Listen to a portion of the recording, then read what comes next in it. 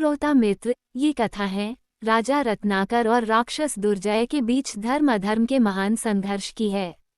एक ब्राह्मण के पुत्र की हत्या से शुरू होने वाला ये प्रसंग बताता है कि कैसे एक सच्चा राजा अपनी प्रजा को संतान मानकर उनके लिए प्राण तक न्यौछावर करने को तैयार हो जाता है, और कैसे अधर्म में लिप्त राक्षस दुर्जय तक यह मानता है कि धर्म की जीत ही अंतिम जीत है। भावनात्मक, प्रेरणादायक और पौराणिक शैली में प्रस्तुत ये कहानी आपके दर्शकों को बांध कर रखेगी। मित्र, अगर आप चैनल में नए हो तो PCKLOVKTI चैनल को जरूर सब्सक्राइब करें और बेल आइकॉन को प्रेस करना ना भूलना। समय की धूल में खोई एक कथा।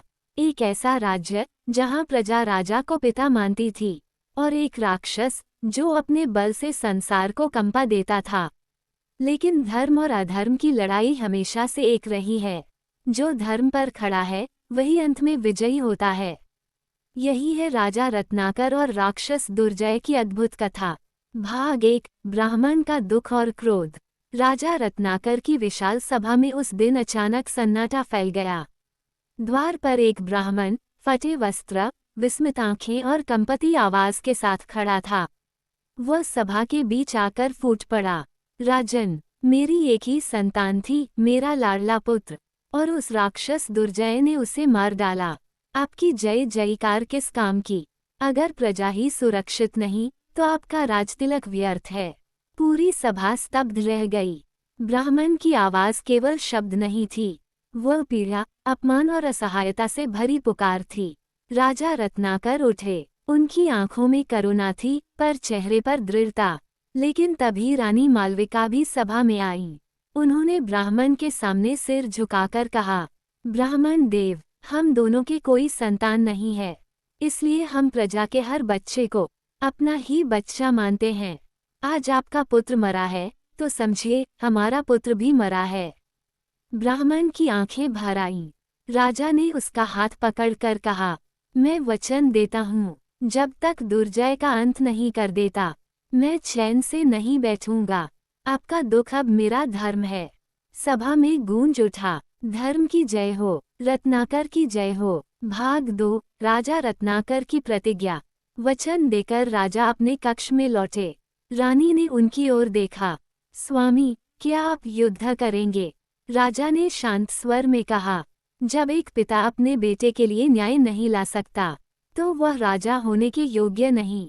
रानी मुस्कुराई। तब जाए, धर्म का भार उठाए। मैं प्रार्थना करूंगी कि आप विजयी लौटें। राजा ने अपना शस्त्र उठाया, एक चमकती तलवार जो वर्षों से धर्म की रक्षा के लिए उपयोग होती रही थी। उन्होंने कहा, दुर्जय चाहे कितना ही बलशाली क्यों न हो, लेकिन अधर्म के पैर कभी स्थिर नहीं रहते। भाग 3, दुर्जय की सभा। अंधकार की घाटी में राक्षस दुर्जय अपनी काली सभा में बैठा था। वह विशाल था, पहाड़ जैसा शरीर और आंखें अंगारों की तरह चमकती हुईं। उसकी हंसी दूर पहाड़ों तक गूंजती थी। उसके दोनों कंधों पर 2 अलग अलग राक्षसों के बोलते सिर थे। ये सिर उसकी शक्ति का प्रतीक थे, असुर विद्या से जन्मी उसकी भयावह सामर्थ्य।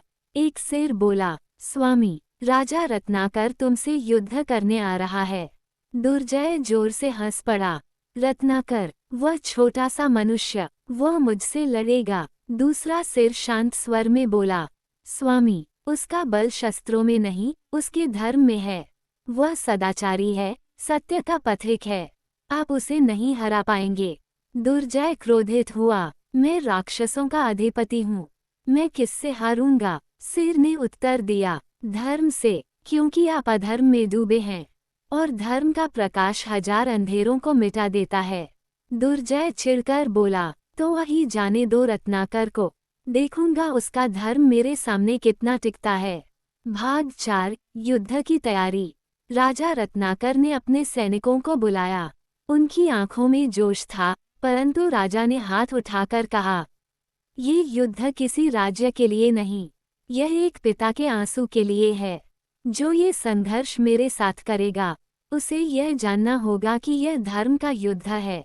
सभी सैनिक एक साथ बोले, हम आपके साथ हैं, राजन।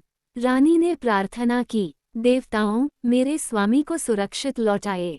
राजा ने एक क्षण के लिए पीछे मुड़कर रानी को देखा, फिर दृढ़ कदमों से चल पड़े दुर्जय के काले साम्राज्य की ओर। भाग 5। दुर्जय और रत्नाकर का प्रथम सामना। दुर्जय की भूमि में प्रवेश करते ही वातावरण भारी हो गया। काला धुआं, भयावह शोर और एक अजीब शीतलता, मानो हर तरफ मृत्यु मंडरा रही हो। दूर से दुर्जय की हंसी गूंजी। आओ रत्नाकर, मैं तुम्हारा इंतजार कर रहा था। राजा आगे बढ़े। मैं युद्ध के लिए नहीं, न्याय के लिए आया हूँ। दुर्जय हंसा। न्याय? क्या शेर कभी बकरी से न्याय मांगता है? राजा ने उत्तर दिया, तुम शेर नहीं, अत्याचारी हो, और धर्म अत्याचार को कभी स्वीकार नहीं करता। दुर्जय ने क्रोध से गर्जना की।